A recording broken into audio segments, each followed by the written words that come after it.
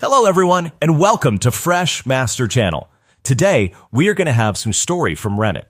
But before we start, don't forget to subscribe, like the video if you enjoyed it, and leave a comment down below. These simple clips mean a lot to the future of this channel. Brad had never been the type to dwell on chance encounters, yet one particular moment in his past seemed to stick with him more than he expected. In his first year of college, an unexpected delay in registration forced him into an elective class he never intended to take: art appreciation.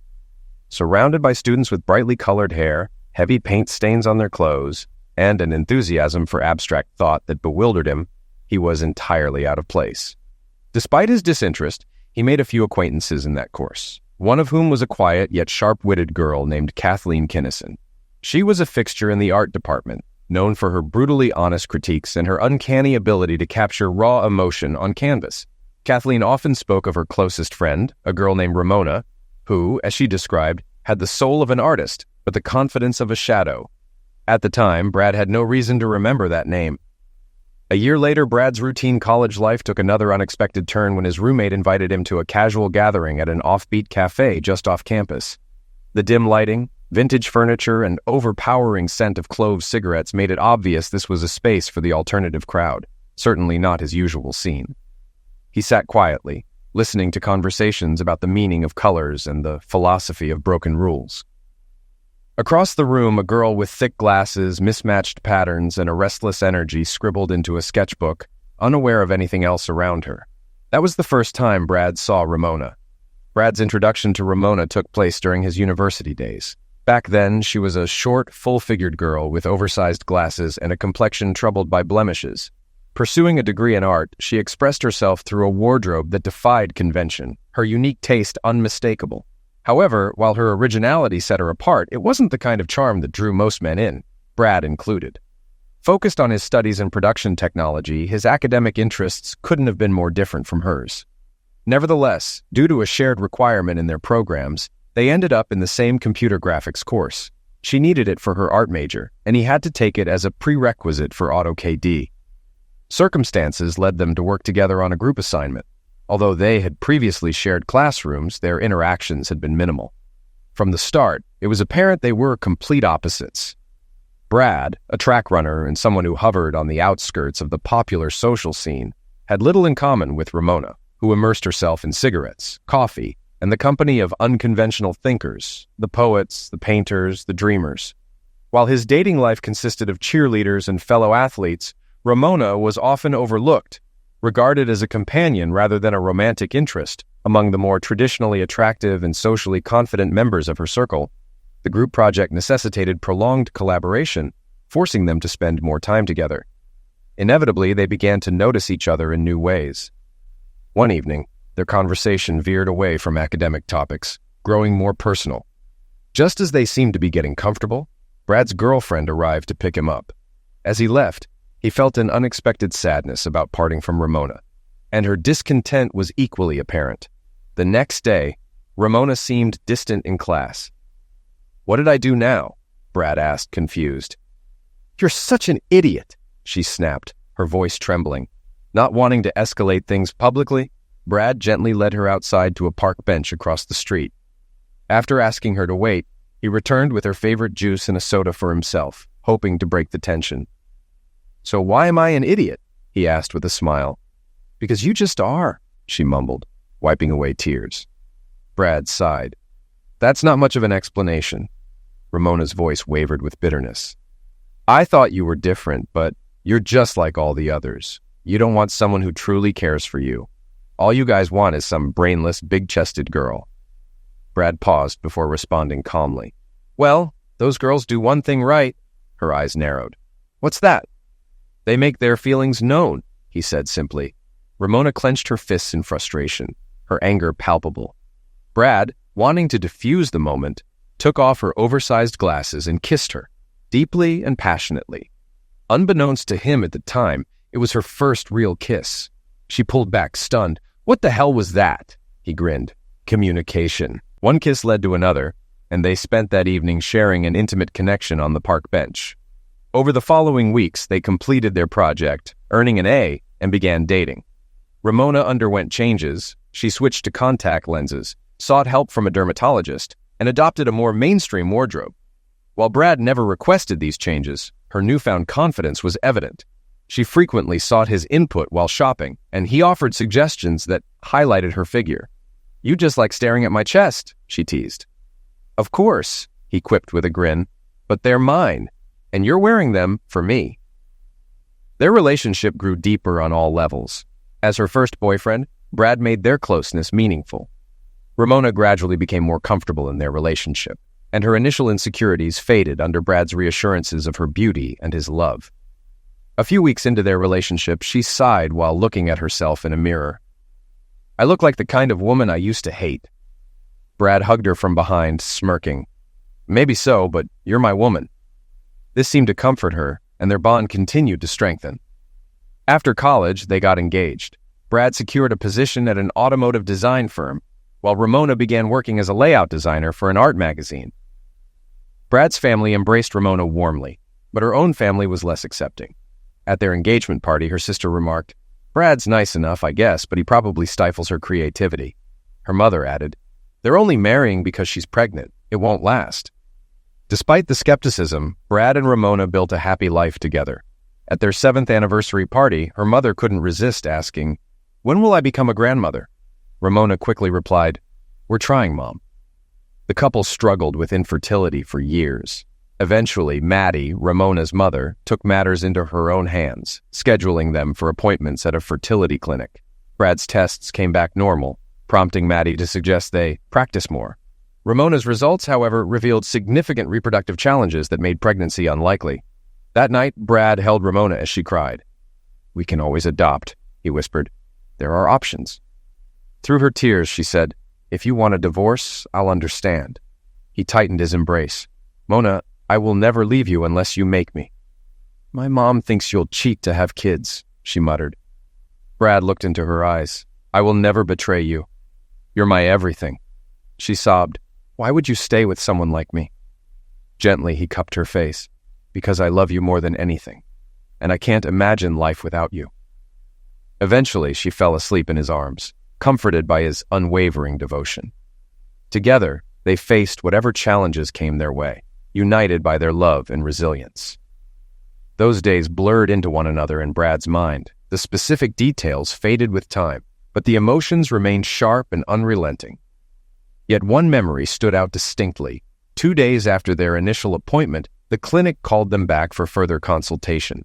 Sitting across from the doctor, they grew uneasy when she mentioned that Ramona's test results had been sent to a specialist for additional analysis. Then came the devastating news. Ramona was diagnosed with an early but aggressive form of cancer. Suddenly, everything began to make sense. Her constant fatigue, the unrelenting aches in her body, and the mood swings she had been experiencing. The realization left Brad overwhelmed with fear. Fortunately, the cancer was detected early, and her prognosis was optimistic. The doctor referred them to a specialized oncology center, scheduling an appointment for the very next day. Ramona underwent a grueling series of invasive tests. Brad took a leave of absence from work to stay by her side, holding her hand through every procedure, offering constant reassurance, and anxiously waiting for each result. In the weeks that followed, she underwent surgery to remove the affected lymph nodes and began radiation therapy. Determined to support her through every step, Brad stayed in the family suite at the cancer center, ensuring he was with her every morning when she woke up and every night as she drifted to sleep. Although her mother and sister occasionally visited, their demeanor toward Brad remained cold and distant. It was as if they held him accountable, blaming him for circumstances beyond anyone's control. The radiation treatments proved ineffective, damaging healthy tissue as well as cancerous cells. The doctors made the decision to transition her to chemotherapy. By that point, Ramona had lost 40 pounds due to the effects of radiation, and chemotherapy promised even harsher side effects, including the loss of her hair. Throughout the ordeal, the hospital staff proved to be a source of comfort, especially the nurses. Among them, one nurse stood out, Kelly. She was tall and striking, with vibrant red hair and piercing green eyes. Kelly greeted Brad with warmth each morning, often lightening his burden with a joke or a kind word. Her presence became a bright spot during an otherwise dark time. Kelly's support extended beyond professional duty. She worked night shifts, meaning she was often present when Brad left the hospital at night and when he returned early the next morning. Her cheerful demeanor never faltered in his presence, but her compassion was matched by an unyielding sense of justice. One day, Kelly confronted Ramona's mother after Maddie made a snide comment, suggesting Brad would abandon Ramona now that she was ill.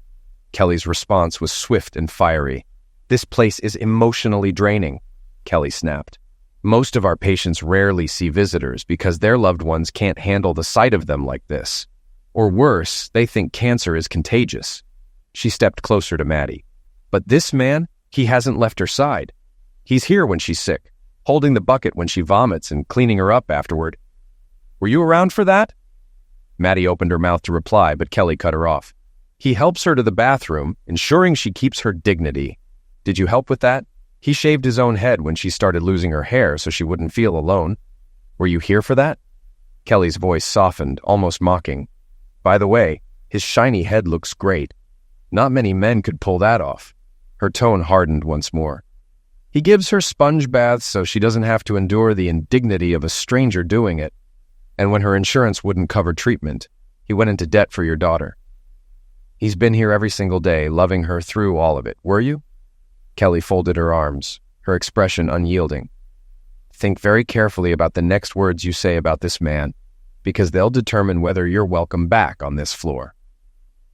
Brad wasn't present for the confrontation, but the story spread among the nurses who later shared it with him. When he heard about it, he smiled faintly, grateful for Kelly's fierce defense. More importantly, the incident seemed to change Maddie's attitude. She softened toward Brad, even going so far as to pat him on the shoulder during one of her visits. Chemotherapy was brutal on Ramona, leaving her physically depleted but eventually cancer-free. As her health improved, Brad helped her adopt a new diet to rebuild her strength. She underwent several reconstructive surgeries to remove excess skin caused by her dramatic weight loss. Emerging from her battle with cancer, Ramona looked and felt like a different person. She had shed 80 pounds, her skin had cleared, and her hair began to grow back. She traded her glasses for contact lenses, and her self-assurance blossomed. Old acquaintances often didn't recognize her at first glance. Though she wasn't a classic beauty like Kelly, Ramona had become her best self. But to Brad, she had always been, and would always remain, his greatest love. As Ramona recovered, Brad returned to work, taking on extra hours to manage the crushing medical debt they had accumulated. Ramona, however, needed more time before she could resume her career. Their physical relationship, already strong before her illness, reached new heights. It was as if Ramona sought to express her gratitude and love for Brad in the most intimate way possible, rekindling their bond with a renewed intensity born from their shared trials. Together, they emerged stronger, ready to face whatever life had in store. Ramona started spending more time with her old colleagues, filling the hours while Brad worked long shifts. He was glad to see her socializing. Before, she had never been particularly outgoing, and after everything she had endured, she deserved to enjoy herself. At first, he assumed it was just her way of reclaiming her life after cancer, a natural step in moving forward. He didn't question it. He didn't realize his marriage was unraveling. As the weeks passed, Ramona began coming home later, often stumbling through the door, tipsy or outright drunk. "This is the most fun I've ever had," she laughed one night, her words slurred. Brad felt a pang of resentment. While he was grinding through 12 to 16-hour shifts to pay off her medical bills, she was out partying without him. Her wardrobe also changed. She started dressing more provocatively, choosing outfits that left little to the imagination. When Brad asked about it, she brushed him off. "I've never had a body like this before," she said. "I just want to show it off. It's exciting." He nodded, but couldn't shake the gnawing discomfort in his gut. "Since when do you need to show it off to anyone other than me?" he asked. She rolled her eyes. "Don't be that guy, Brad. It's harmless fun." That week, Brad found himself reflecting on their marriage more than usual. Something felt off, but he didn't want to confront it. He loved Ramona. She was his world. After everything they had faced together, her illness, the fear, the sleepless nights, he thought they were stronger than ever. Meanwhile, his relentless dedication at work had not gone unnoticed. The company rewarded his efforts with a promotion, a significant raise, and a hefty bonus. He decided to use it to plan a much-needed getaway, a chance to rekindle their bond. To make it special, he arranged a surprise party for her upcoming birthday, where he would reveal the trip. He was convinced that spending time alone together would bring them back to where they once were. But before he could set his plan in motion, everything fell apart. Ramona had a routine follow-up at the hospital to ensure the cancer hadn't returned. After running some tests, the doctors told her they would call with the results. As she was leaving, she ran into Kelly. Ramona had never liked Kelly. Despite all the changes in her appearance, she still saw herself as the insecure girl from before. And standing next to someone like Kelly, who was effortlessly beautiful, only reinforced that feeling. "Hey, Ramona," Kelly greeted her warmly. "Strange seeing you without your devoted husband." Ramona frowned. "What's that supposed to mean? He's at work." Kelly chuckled softly. "I didn't mean anything by it. You're just lucky, you know? You have someone who loves you so much." Ramona crossed her arms. "Why are we talking about Brad?" Kelly shook her head. "Most men don't stick around when things get hard. If only someone looked at me the way he looks at you." Ramona cut her off. "Yeah, well, it doesn't matter." She wasn't in the mood to think about Brad. She had other plans. Knowing he'd be stuck at work for hours, she decided to return to the bar she had been at the night before. One drink wouldn't hurt. She could be home before he even noticed she was gone. As soon as she walked in, a voice called out, "Oh my God, Ramona, is that really you?" She turned to see Kathleen Kinnison, an old college friend. "What have you been up to?" Kathleen asked, eyes wide. "You've lost so much weight. I barely recognized you." Ramona laughed. "Hey, Kat, just having fun." "How's Brad?" Ramona shrugged. "Working." They grabbed a table, soon joined by a group of guys. Before long, one of them led Ramona to the dance floor. She let herself get lost in the rhythm, in the attention, in the moment. She didn't notice when the door swung open, but every guy in the bar did. Kelly had just walked in. Ramona was too wrapped up in the music to see her, too engrossed in the thrill of being admired. But Kelly saw everything, what she was doing and who she was doing it with. She didn't say a word. She ordered a sandwich from the grill and walked out. Back at the hospital, an idea began to take shape in her mind. Meanwhile, Brad remained blissfully unaware of what was happening. He worked tirelessly, putting the final touches on Ramona's surprise party, hoping it would bring them closer again. He invited her mother, sister, and a handful of close friends, carefully selecting gifts to make the celebration perfect. Surprisingly, Maddie offered to help decorate. Though she had once been distant, she had grown to respect Brad after seeing the depth of his devotion to Ramona. While she may not have loved him, she had at least accepted him. In the days leading up to the party, Brad noticed a disturbing trend. Every time he came home, Ramona was heading out. She rarely waited for him anymore, and when she did return, it was often in the early hours of the morning, sometimes drunk. Their physical connection, once a source of passion, had all but disappeared. He couldn't even remember the last time they had made love. Oddly, his co-workers seemed to sense his frustration. Some of the women at work flirted more openly, and while he ignored their advances, he couldn't deny the growing loneliness. Then, one evening, just as he walked through the front door, the phone rang. "Hey, Brad, it's Kelly," the familiar voice said. His stomach tensed. "Hey, Kelly, do you have Ramona's test results?" "Not yet," she replied, her tone unusually serious. "But I need to talk to you. It's important. Can we meet somewhere? It won't take long." Brad hesitated. Sure. How about the park across from the hospital?" There was a brief pause. "That works. I can be there in 20 minutes. "All right. See you there," Brad said before hanging up. The park had always been a place of refuge for Brad during Ramona's illness. He and Kelly had shared a few impromptu dinners there while he waited for her procedures to end. It was also the place where Kelly had first told him that the chemotherapy was working. Perhaps that's why she had chosen this spot. She didn't want to taint it with bad news. When Brad arrived, he spotted Kelly sitting on a small bench. He walked over and sat beside her, offering a weary but friendly smile. "Did I miss a payment?" he joked. "Or worse, Ramona isn't sick again, is she?" Kelly's expression turned somber. "She's sick, but not with cancer." A cold, uneasy feeling settled in Brad's stomach. Over the next few minutes, Kelly revealed everything, where she had seen Ramona, what she had been doing, and who she had been with. "I don't have any proof," she admitted. "No pictures, no recordings. But from what I saw, it's obvious she's being unfaithful." Brad let out a short, humorless laugh, more out of disbelief than anything else. "Kelly, you're a great nurse. And until now, I thought you were a great person too." He shook his head. "Ramona wouldn't do that to me. She loves me." The words felt empty even as he spoke them. Kelly sighed. "I wouldn't tell you this unless I was sure. I just hate seeing you go through this." Brad clenched his fists. "I don't believe it. All you have are suspicions," he continued. "No solid proof. Maybe it's best if you stay out of it." He stood to leave, but Kelly reached out and gently took his hand. Then she touched his cheek, her fingers warm against his skin. For some reason, he froze. The anger inside him melted away. "For your sake," she said softly. "I hope I'm wrong. It eliminates me to think of you sacrificing so much for someone who doesn't deserve you." Her fingers traced down his cheek, and for a brief second, he swore he felt something, a jolt of electricity. "If you ever need a friend, I'm here," she whispered, slipping a small card into his hand before walking away. Brad watched her leave, his mind a whirlwind of emotions. It had been so long since he and Ramona had truly connected, and yet, in that moment, he had felt something undeniable just watching Kelly disappear into the night. Meanwhile, Kelly felt a sense of satisfaction. She hadn't expected everything to fall apart for Ramona overnight, but Brad needed to see the truth, piece by piece, before it destroyed him all at once. She had no intention of hurting him, but he deserved to know what was really happening. She couldn't pinpoint exactly when she had fallen for him. Maybe it was during those long nights at the hospital, watching him care for a woman who barely seemed to appreciate him.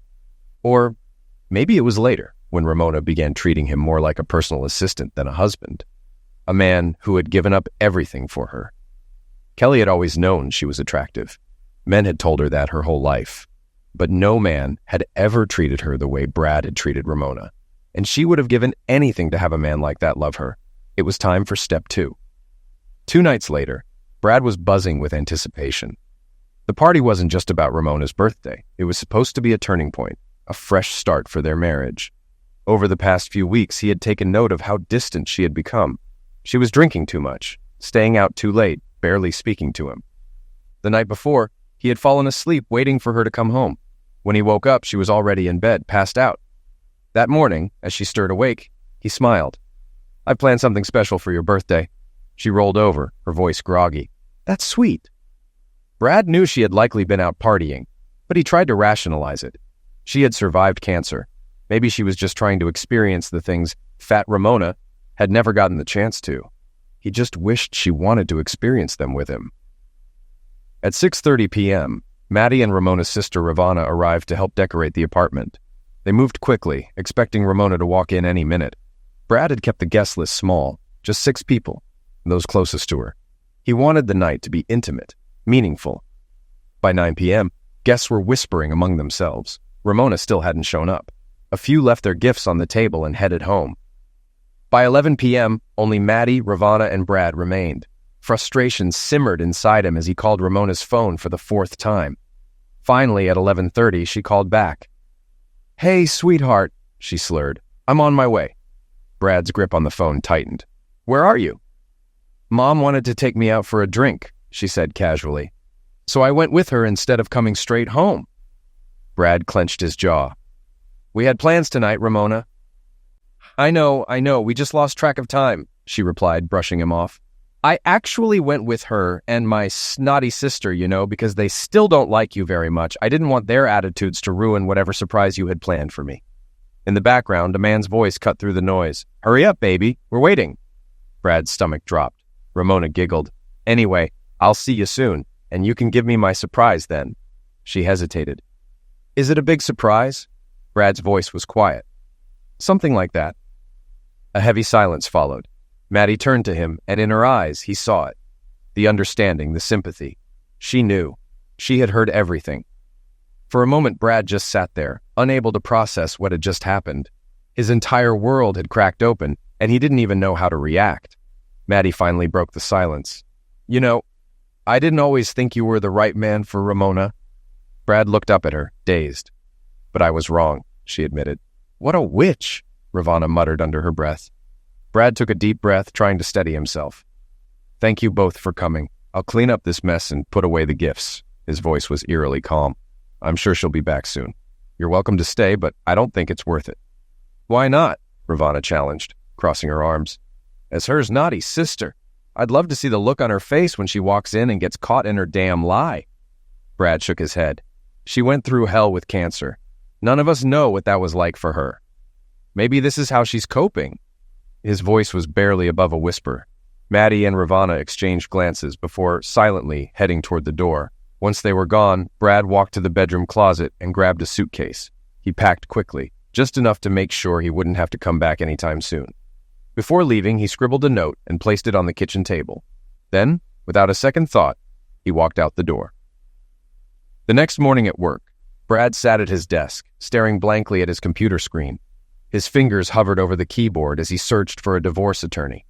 He found several promising options, but he couldn't bring himself to make a call. His mind was a storm of emotions: anger, betrayal, grief. He barely spoke to anyone. His coworkers probably assumed he was coming down with something, a bad cold or the flu. In reality, he felt worse than sick. He felt hollow. Meanwhile, Ramona called his phone repeatedly, leaving voicemail after voicemail. He ignored every single one. For 3 days, he stuck to the same routine: go to work, return to his motel, sleep, wake up, repeat. He functioned on autopilot, burying himself in work to avoid thinking about everything that had unraveled. On the third evening, as he stepped out of his office building, he spotted Kelly perched on the hood of his car. Her face was drawn, her eyes red as if she had been crying. As soon as she saw him, she slid off the car, marching toward him. "Why didn't you call me?" she demanded, her voice laced with concern. Brad didn't answer. He just stood there, looking at her. The emotional barricade he had built over the past few days finally collapsed. Tears welled in his eyes as he whispered, "Everything you told me was true." Before he could say anything else, Kelly wrapped her arms around him. He knew he should have pulled away. He should have resisted, but he didn't. And when her body pressed against his, a warmth spread through him, something he hadn't felt in a long time, and he hated himself for it. "I never wanted to hurt you," she murmured. "I just didn't want you to be blindsided." Ramona woke up with a splitting headache, her temples throbbing.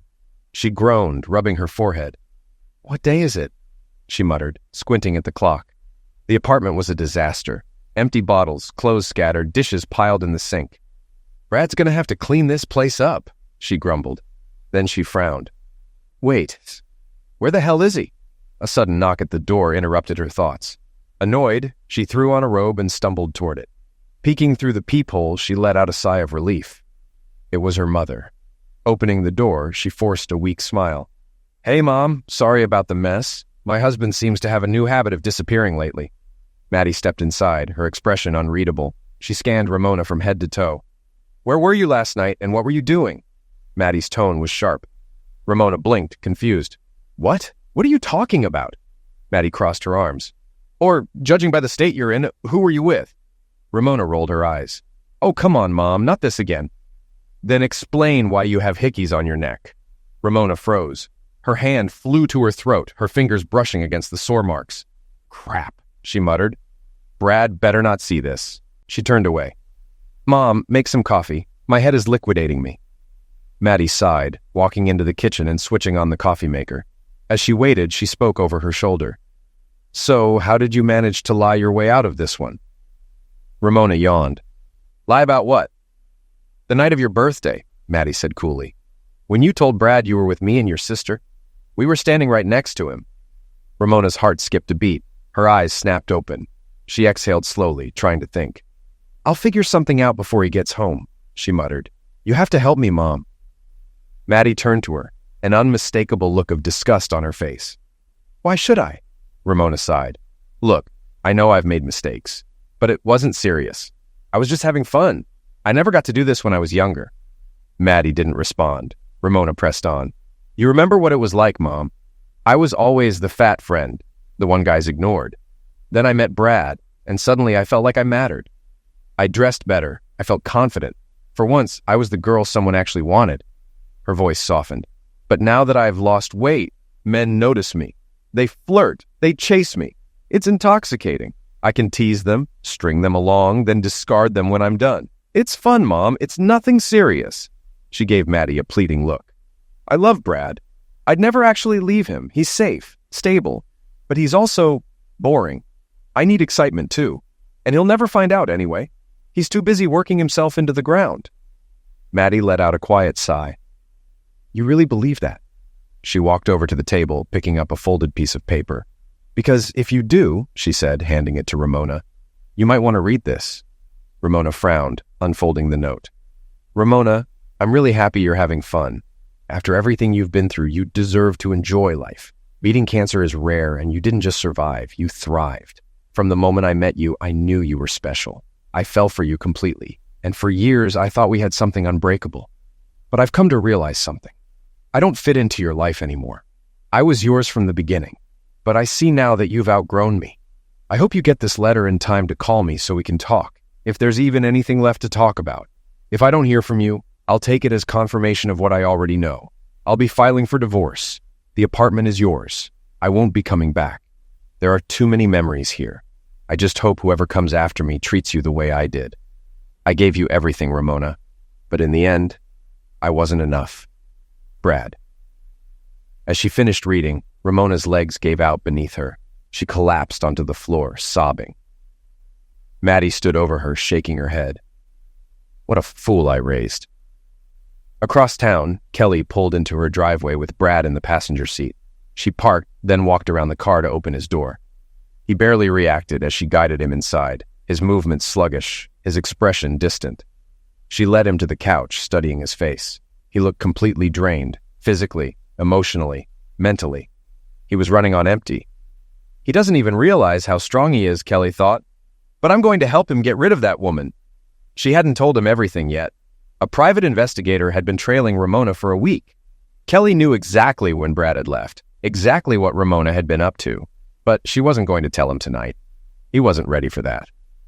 Leaving him to rest on the couch, she changed into shorts and a t-shirt before heading to the kitchen. She cooked a simple dinner, steaks and salad. When she set the plate in front of him, he barely touched it, just pushing his fork around absent-mindedly. The silence stretched between them, thick and unbroken. After dinner, Kelly casually picked up Brad's phone and checked for any missed calls. Nothing. That was a good sign. It meant Ramona was still too intoxicated to realize he was gone. Without hesitation, she powered off the phone and set it aside before making a quick call to the hospital. I won't be in for a few days, she informed them, her tone leaving no room for argument. She turned to Brad. You should take some time off, too. He shook his head. I can't afford to. There are still bills to cover. Kelly wasn't letting him use work as an excuse to avoid dealing with everything. She handed him the phone. Call in. Now. Brad hesitated, staring at the device for a moment before finally relenting. He requested 2 days off, then tossed the phone aside without another thought. Later that evening, Kelly brought him a blanket and helped him get comfortable on the couch. Kneeling beside him, she traced her fingers lightly over his forehead before pressing a soft kiss there. If you need anything, I'm right upstairs, she said, before disappearing down the hall. That same night, Ramona's frustration grew with every unanswered call. Where the hell was he? She needed to talk to him, to explain. He wouldn't leave her, not for real. He was her stability, the one person who had always been there. Sure, she had made a few reckless choices lately, but none of it had meant anything. Just a little fun, that's all. Her marriage was what mattered. Brad had loved her when no one else had, back when she was invisible to everyone but him. He had seen her for who she really was, long before she ever lost the weight. They had faced the darkest days together, battling her illness as a team. Without him, she wouldn't have made it through. He had been the one holding her hand through the worst of it, shaving his head so she wouldn't feel alone. How could she have been so careless? She called again. Still no answer. Desperate, she dialed his office. He had to be there. He was always working. His boss answered. Brad's off for a few days. Her stomach tightened. Off? Where did he go? No idea, came the indifferent response. Oh, and by the way, he doesn't work in this department anymore. He got promoted a while ago. She froze. Brad had been promoted? Since when? For the first time, doubt crept in. Up until now, she had assumed he was just angry, sulking somewhere, waiting for her to call and set things right. All she had to do was get him home. They'd talk, she'd convince him, they'd sleep together, and things would go back to normal. They had been through too much for it to end like this. Sitting in the dim apartment, she replayed everything in her mind. Was what she had done really worth losing him? She had always thought she was too smart to make mistakes like this. How had she let herself become someone she used to mock? At first, it had just been about feeling alive again, experiencing the things she had never been able to before. But now she realized she had never actually been in control. The attention from other men had given her a false sense of power, but in the end, She had thrown away something that had only ever belonged to Brad. There was no real connection in what she had done. No love. Just meaningless, drunken encounters. The only thing that mattered now was how much Brad knew and what she would have to do to get him to forgive her. But deep down, she knew the truth. She couldn't even forgive herself. Meanwhile, Kelly took her time, ensuring Brad didn't completely break under the weight of it all. They returned to his motel to pick up his things. Then she convinced him to buy a few essentials. Eventually, he agreed to move into the guest room at her house. Gradually, she got him to open up. At first, it was just small responses, but soon they were having real conversations. The only thing they didn't talk about was Ramona. 2 days later, Kelly handed Brad his phone. He turned it on and checked his messages. Over 100 missed calls from Ramona. Without hesitation, he deleted them all. Kelly noticed the way his expression hardened, the shift in his posture. He was starting to regain control. Back at work, Brad felt somewhat steady. He wasn't okay, far from it, but he was functioning. His coworkers had noticed Kelly dropping him off earlier that week, and the office gossip had already started. "So, Brad," his friend Dave grinned, "who is driving that red Mustang?" "Man's got a model looking out for him," another guy added, with a whistle. Brad smirked but didn't respond. Kelly was undeniably beautiful. More stunning than Ramona had ever been, if he was being honest. But did he really believe that? His mood soured when someone threw out a joke about him cheating on his wife with the redhead. Nobody knew what had really happened. Nobody knew the truth about Ramona. They all just assumed he was fine. Just as he was about to head out for the day, a security guard stormed into his office. "You need to get outside, right now." Brad frowned. "What's going on?" "Just get out there, you'll see." As he stepped into the parking lot, he wasn't sure what to expect. A broken windshield? A slashed tire? What he found was worse. Ramona's voice cut through the air, her rage spilling out for everyone to hear. "You home-wrecking hooker, stay the hell away from my husband!" Standing next to his car, Kelly folded her arms. "You abandoned him. You don't get to claim him now." "What the hell are you even talking about?" Ramona spat. "You drowned yourself in booze and threw him away," Kelly shot back. Security had already stepped in to keep them apart, but a crowd had gathered, whispering as they watched the scene unfold. Brad pushed past the onlookers. Without acknowledging Ramona, he walked straight to Kelly, opened the car door, and motioned for her to get in. "Go home," he said calmly. "I'll be right behind you." She hesitated, searching his face, then nodded and slid into the car. Turning to security, Brad gestured toward Ramona. "Hold her here for 10 minutes." Ramona's eyes widened. "Brad, wait!" she cried, struggling against the guards. "We need to talk. We can fix this. You still love me. I know you do." The worst part? She was right, but Brad didn't turn back. He climbed into his car and drove off, his vision blurred with unshed tears. That evening, Brad sat on Kelly's couch, staring blankly at his hands, lost in thought. "What are you going to do now?" Kelly asked softly. He exhaled slowly. I need to understand what happened in my marriage." Kelly studied him carefully. "Are you sure that's what you really want?" "Of course," he said. She shook her head. "I don't think you do." Kelly stepped out of the room and returned moments later, holding a thick manila envelope. She placed it on the table between them, then took a step back as if creating distance from what was inside. "This has everything," she said softly. "But please, don't open it." Brad's brow furrowed as he glanced down at the envelope. "What exactly is in there?" She sighed. "When I first told you about her, you said I didn't have proof. And you were right. I knew what I saw, but I also knew how easy it was to lie to yourself, because I did the same thing when it happened to me." Taking a steadying breath, she continued. "I knew you wouldn't believe it without evidence, so I had someone look into it. A private investigator. He's my cousin, and he owed me a favor." Brad swallowed hard. "And what did he find?" Kelly nodded toward the envelope. "Photos, audio, video, reports, receipts, every ugly detail. But if there's even a shred of love left in your heart for her, I'm telling you, you don't want to see it." Brad's fists clenched. "You already know she broke your trust," Kelly added. "Seeing it for yourself won't change that. It'll only make it worse. If you open that folder, you won't be able to unsee what's inside." She exhaled. "You're starting to move forward, Brad. Looking at this will only pull you back."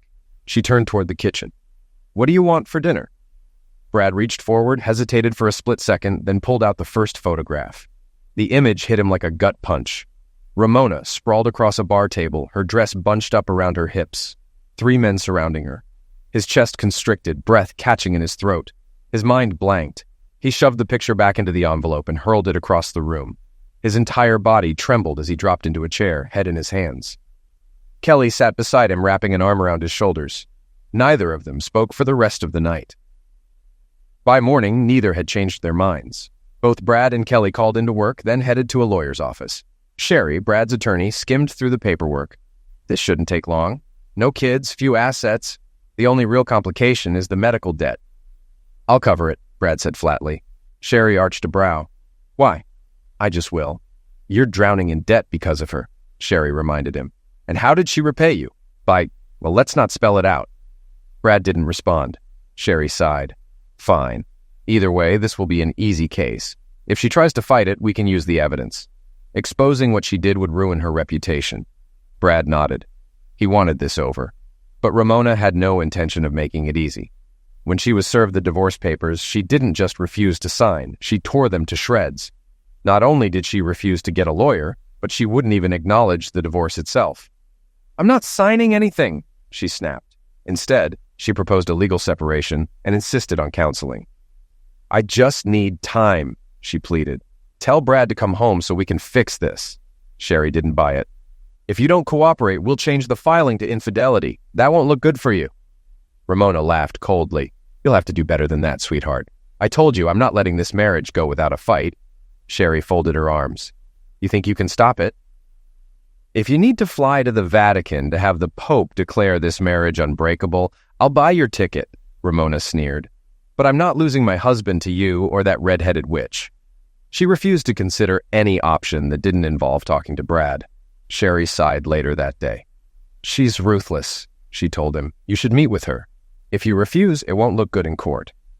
2 days later, Brad sat across from Ramona in Sherry's office. Her eyes were puffy, red-rimmed. Why are you doing this to us? His voice was cold. You did this, Ramona. She exhaled slowly. Okay. I got carried away.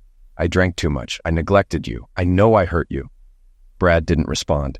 But we've been together for a decade, she whispered. That has to count for something. His jaw tightened. I love you, Brad, she murmured. You know that. You lied to me, he said. You betrayed me. You never once thought about how I felt. It was always about you, about what you wanted. Her lips trembled. I had cancer. His expression darkened. And? You don't understand what that does to a person, she whispered. After facing something like that, your perspective shifts. I needed to feel alive again. Ramona, I get it, he said.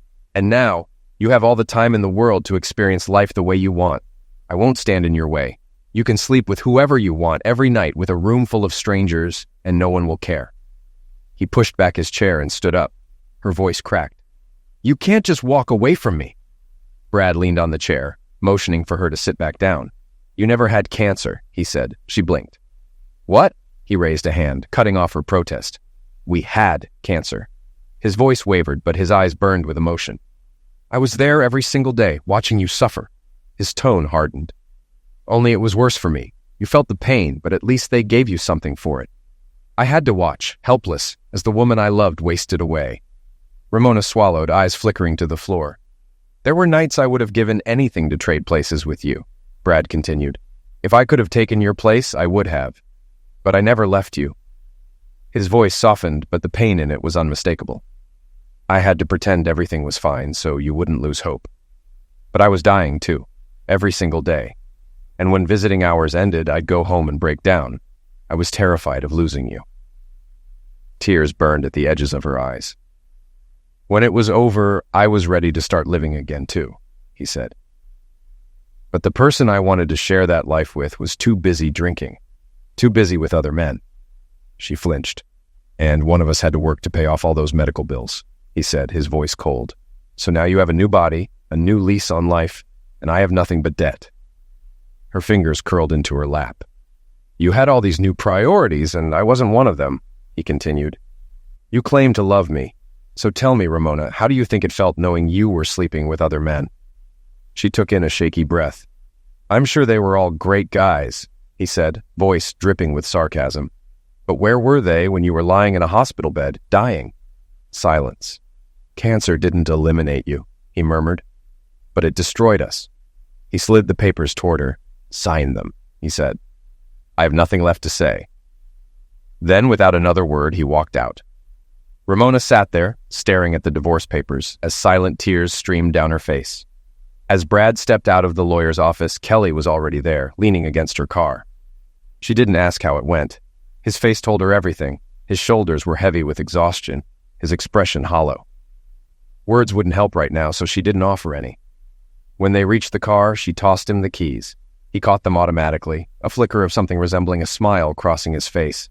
He loved this car. Back in its day, the 03 Mustang SVT Cobra had been a monster, built for speed, nicknamed the Terminator. Take us home, she said with a small smile.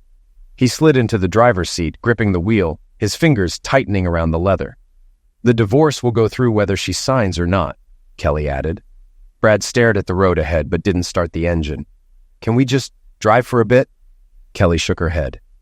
No, we have the rest of our lives for that. She reached over and squeezed his hand. Right now, you need rest and food.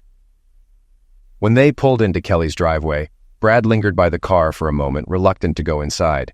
He wanted to keep driving, to lose himself in the roar of the engine, to feel something other than the wreckage of his past. Kelly, already inside, didn't wait for him. She walked across the room, shedding her coat and letting it drop to the floor. He followed her, eyes catching the way she moved. Without a glance back, she unbuttoned her blouse and let it slip from her shoulders, her lips curving slightly as she reached the stairs. One heel clattered to the floor, then the other. Halfway up, she slid her tights off, twirling them around her fingers before tossing them aside.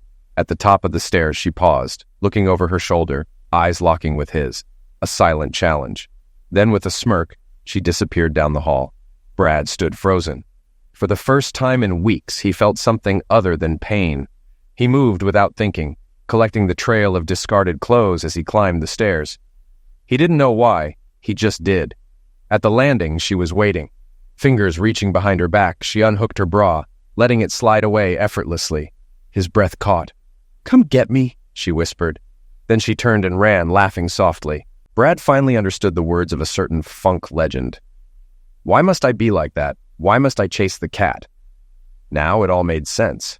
He chased her down the hall to her bedroom, where she was already peeling away the last of the barriers between them. She knelt before him, fingers working at his shirt, lips trailing over newly exposed skin. Every inch of distance between them disappeared. Every wall he had built came crashing down. Kelly, She silenced him with a touch. Where Ramona had been passive, hesitant, Kelly was fire, unapologetic, untamed. She didn't just share herself. She took him, claimed him, and in return, gave him everything. There was no hesitation, no regret, no looking back. That night she made sure he forgot about the past and lived in the moment. Kelly understood betrayal all too well. She had once been married to a man who believed that no matter how beautiful a woman was, she would eventually become dull, just another thing to discard. When she caught him cheating for the third time, she had asked him why. You always need something fresh. She had walked out and never looked back. For years, she had waited for a man who loved the way Brad had loved.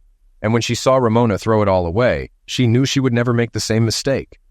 Ramona's loss was her gain, and she would make sure Brad never doubted what he meant to her.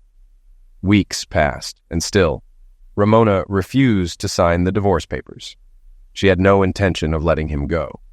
She hired a private investigator, desperate to find proof that Brad had moved on. If she could prove he was cheating, she could file for divorce on her terms, paint herself as the sufferer, and convince herself they were even. In her mind, this was just another step in their relationship. She had made mistakes, he had taken his revenge, and now they could put it behind them and start fresh. She just hoped he wouldn't take too long to come home, because she wasn't feeling well. No one checked on her anymore. No one fussed over her, doted on her, or made her feel special the way Brad had. But once he came back, everything would go back to the way it was. He would take care of her, hold her, clean up after her, love her the way he always had. He had to. One evening, she finally saw them. Through a restaurant window, she spotted Brad and Kelly. Kelly reached across the table, brushing her fingers over his cheek. He caught her hand, turned it over, and kissed it. Something inside Ramona twisted. This wasn't the plan. Brad wasn't just sleeping with Kelly. Brad was in love with her. A white-hot rage surged through her. She stormed into the restaurant, shoving past tables and knocking over a chair in her fury. "Get your hands off my husband, you cheap hooker!" she shrieked. Kelly didn't flinch. "You threw him away!" Ramona's hands curled into fists. "I never wanted him to leave." Kelly tilted her head. "But you didn't want him enough to stay faithful either. You won't take my husband from me." Kelly leaned in, voice steady. "I already have." Ramona's face contorted with rage. "Like hell you do. First, I'll eliminate you." Brad stood. "Ramona, enough." She turned to him, ready to unleash another tirade. But suddenly the room spun. Her body swayed, balance slipping. Her face paled. "I don't feel right," she whispered. Moments later, she stumbled out of the restaurant. 3 months later, Brad and Kelly were married. Ramona never signed the divorce papers. It didn't matter. The cancer had come back, and this time it wasn't going away. She was admitted to the hospital once more. The doctors did everything they could. The nurses provided the best care possible. But this time there was no one sitting by her bed, no comforting hand to hold. Without Brad's steadfast presence, without the love that had once anchored her, the will to keep fighting slowly faded away. She wrote to him, long, desperate letters filled with regret, filled with pleas for another chance. She begged him to visit, to see her just once. He sent only one response. "Sign the papers and I'll come." She never did. The illness moved quickly, showing no mercy. Within a month, she was gone. Brad and Kelly attended the funeral. When his turn came to speak, Brad stood before the small gathering, his voice calm and composed. He spoke about the woman he had once loved, about the memories they had shared. He did not mention the pain, the betrayal, or the way it had all unraveled. He honored what had been good and left the rest unspoken. At the end of his speech, he turned to the small group of relatives seated before him.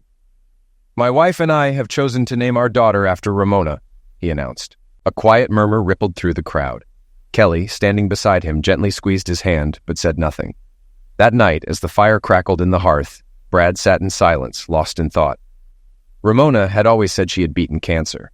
At one time, he had believed that, together, they had conquered it. But the truth was something else entirely. Ramona hadn't defeated cancer. She had become it. From the moment she left the hospital, she had changed. She had become reckless, volatile, destructive. She had let her suffering consume her until it spread to everything she touched. Her marriage, her relationships, her sense of self. And when she couldn't get what she wanted, she had torn herself apart. Brad exhaled, watching the flames flicker. Kelly nestled against him, her hand resting over the small curve of her stomach. Outside, parked beneath the soft glow of the moon, his Mustang gleamed. He smiled faintly. His wife was with him. Their child was on the way. Love, warmth, and peace surrounded him. And for the first time in a long time, Brad knew he had finally found happiness.